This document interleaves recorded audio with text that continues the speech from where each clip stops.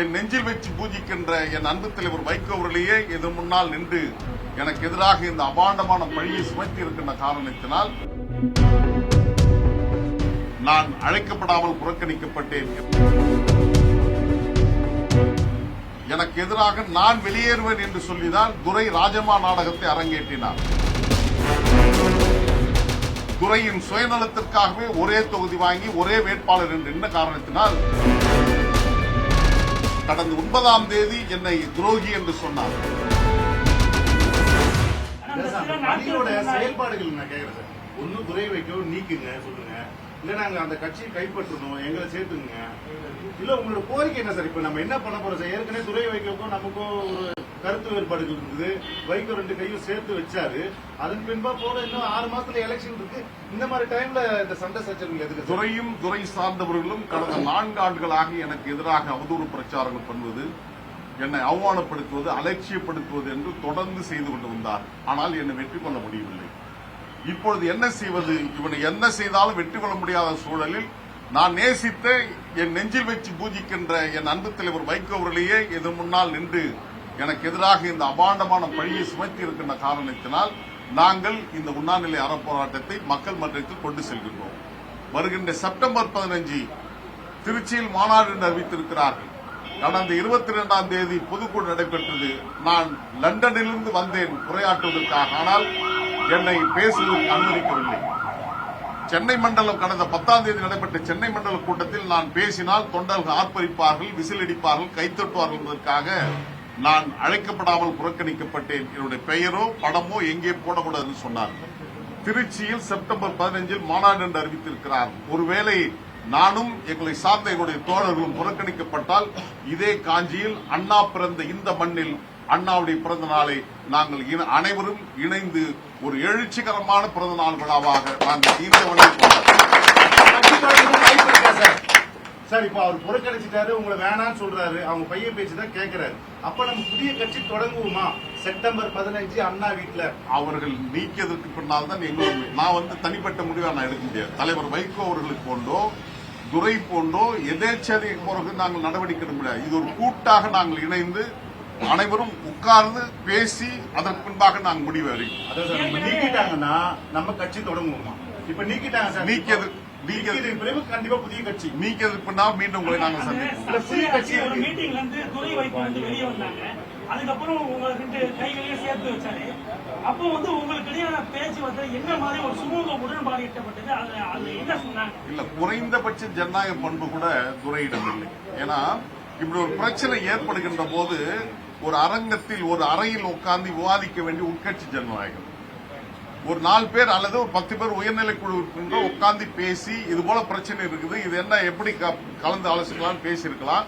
ஆனால் மாறாக நிர்வாக குழு கூட்டத்தில் பேசி அடுத்ததாக பொதுவெளியில் ஊடகத்தின் மூலமாக பேசி இந்த ஜனநாயக படுகொலையை அவர் மேற்கொண்டார். எனக்கு எதிராக நான் வெளியேறுவேன் என்று சொல்லிதான் துரை ராஜமா நாடகத்தை அரங்கேற்றினார். பேரறிஞர் அண்ணா பிறந்த மதுரையில் நடைபெற்ற போது நான் எந்த பொறுப்புக்கும் வரமாட்டேன், உங்களை அழகு பார்ப்பேன் என்று சொன்ன துரை 2 நாளில் தன்னுடைய முடிவை மாற்றிக்கொண்டு கட்சி எடுக்கின்ற முடிவுக்கு நான் கட்டுப்படுகிறேன் என்று சொல்லி மீண்டும் நாடாளுமன்றத்துக்கு போட்டியிட்டார். அந்த நாடாளுமன்றத்துக்கு சென்றிருக்க வேண்டியவர் அண்ணன் கணேசமூர்த்தி அவர்கள். அவர் இறுதி வரையிலும் தலைவர் வைகோ நம்பினார். ஆனால் அது கிடைக்காத காரணத்தினால்தான் அவர் ஒரு துர்பாக்கியமான நிலைக்கு தள்ளப்பட்டார்.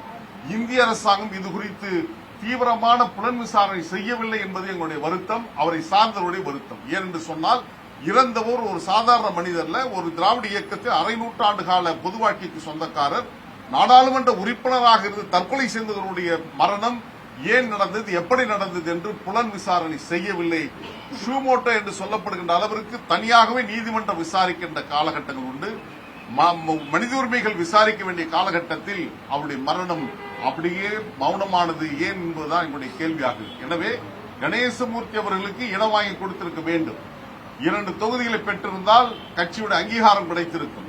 தன்வினை தன்னை சுடும், ஓட்டாப்பும் வீட்டை சுடும் என்பதை கொண்டு துரையின் சுயநலத்திற்காகவே ஒரே தொகுதி வாங்கி ஒரே வேட்பாளர் என்று என்ன காரணத்தினால் கட்சியின் அங்கீகாரம் கிடைக்கவில்லை. இப்பொழுது அந்த அங்கீகாரத்தை நோக்கிதான் அடுத்த கட்ட நகர்வை மேற்கொள்ள இருக்கிறார்கள். தொண்டருடைய மனநிலையை தயார்படுத்துகிறார்கள். நாங்கள் அங்கீகாரம் வழங்குவதற்காகவே அதிக தொகுதிகளை கேட்கிறோம் என்பது அங்கீகாரம் கேட்பது அங்கீகாரத்திற்காக அதிக தொகுதி அல்ல, மத்திய அமைச்சர் ஆவதற்கு பாஜகவுடன் செல்வதற்கு இந்த நகர்வுகளை துரை மேற்கொள்கிறார் என்பதுதான் அனைவரும் அறிந்த செய்தியாக நாங்கள் பார்க்கிறோம். பாஜக கூட அவர் சொல்றாருன்னா நம்ம அதிலிருந்து விலகிறதுக்கு வாய்ப்பு இருக்கா சார்? பாஜகவோட நான் திமுக கூட்டணியில் போக வேண்டும் என்று சொன்ன காலங்கள் உண்டு. 2006ஆம் ஆண்டு 19 மாசம் 570 நாள்கள் 1.25 வருடம் தலைவர் வைகோ அவர்களை பொடா சட்டத்தில் கைது செய்து சிறையில் அடைத்த போது கூட்டணி வைத்த போது கூட்டணிக்கு செல்லக்கூடாது என்று சொன்னவன் நான்.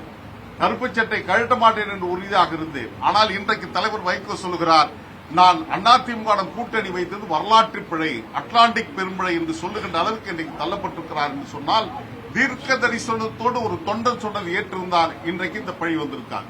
2016ஆம் ஆண்டும் மக்கள் நல கூட்டணி உருவாகின்ற போது அந்த கருவிலேயே நான் எதிர்த்தேன், துவக்கலிலேயே எதிர்த்தேன். வேண்டாம், இந்த முடியாத ஒன்றை நாம் தேவையில்லாமல் முயற்சி எடுக்க வேண்டாம் என்று சொன்னேன். முதலில் ஏற்றுக்கொண்டவர் பின்பாடு கூட்டணி வைத்தார்.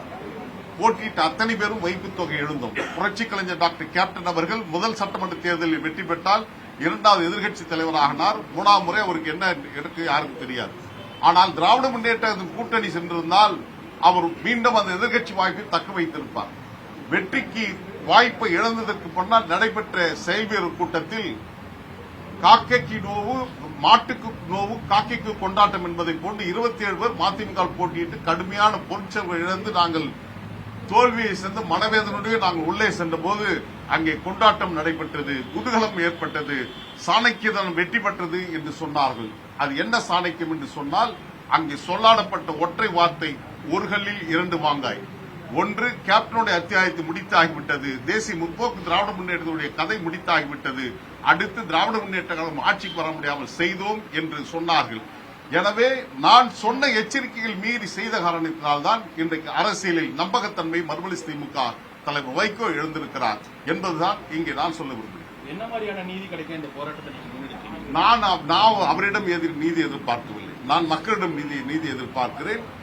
கடந்த 9ஆம் தேதி என்னை துரோகி என்று சொன்னார்.